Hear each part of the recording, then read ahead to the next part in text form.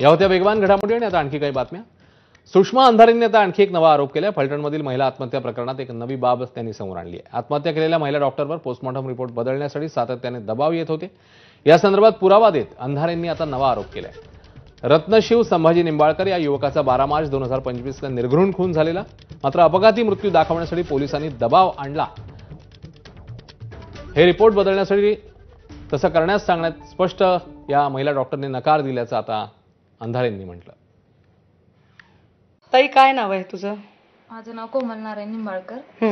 माझा हा भाऊ ज्याचा खून झालाय त्याचं नाव रत्नशिव संभाजी निंबाळकर। कधी खून झाला ताई? 12 मार्चला ह्याचा खून झालाय। हे त्याचे फोटो। कुणी खून केला?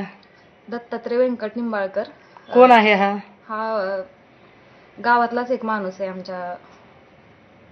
बरं, ह्याचं काही आहे तो भाजपचा सरचिटणीस आहे। बरं, सुरेश निंबाळकर। बरं, आणि अजून एक 8 महिने झाले तरी अजून काही न्याय भेटला नाही आम्हाला। आणि डॉक्टर संपदाताई आहेत, त्यांनी आम्हाला असं सांगितलं की ह्याचा ऍक्सिडेंट नाही, खून झालाय। बरं, रडू नको ना बाळा तू।